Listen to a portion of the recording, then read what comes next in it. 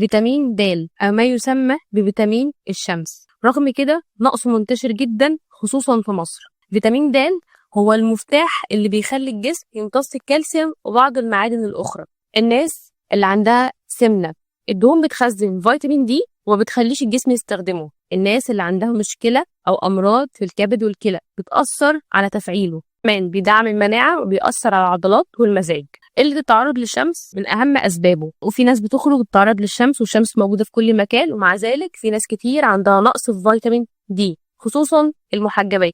إزاي هنعوض نقص فيتامين دي؟ لازم نهتم بيه في أكلنا، زائد لازم نعمل تحليل نعرف نسبته قد إيه. التحليل اسمه هيدروكسي فيتامين دي، تمام؟ الطبيعي من 30 ل 100 نانو جرام لكل ملي، وده مش هيبقى موجود عند معظم الناس.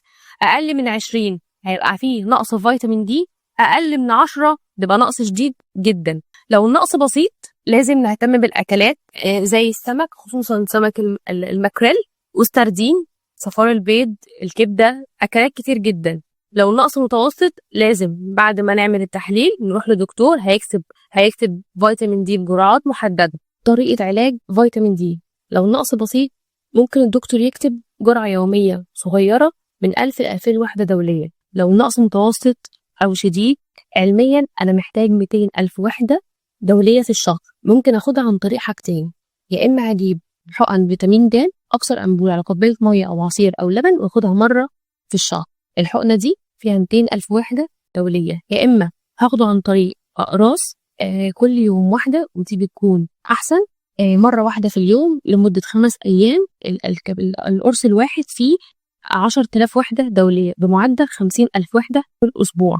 لازم آخد فيتامين دي في وجود الكالسيوم، دي معلومة مهمة جدا. وجود الكالسيوم مهم جدا لامتصاص فيتامين دي، والعكس. فيتامين دي لو دخل الجسم ملقاش الكالسيوم بيبتدي يعمل له حاجة اسمها ري ابزوربشن من العظم، فبيقلل كثافة العظام، وده بيسبب مشاكل كتير جدا. حاجة مهمة، الكالسيوم عشان يتاخد ده في منه نوعين: نوع اسمه كالسيوم ستريت ونوع اسمه كالسيوم كربونات. الكالسيوم ستريت موجود بتركيز مظبوط 500 مللي جرام، بيتاخد او قليل عن المعتاد شوية، بس على الأقل بيكون آمن ان انا اخده. كالسيوم كربونات موجود بتركيز عالي، أول ما بيتاخد ممكن يعلى جدا في الدم ويعمل مشكلة.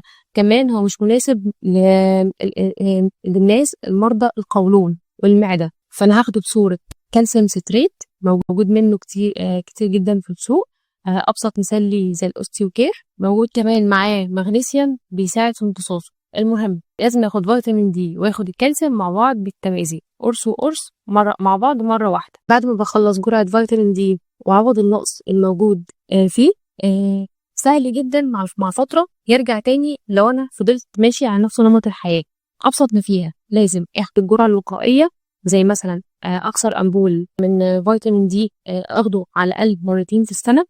أظبط أكلي، لازم أدخل في روتين الأكل بتاعي أكل غني بفيتامين دي والكالسيوم.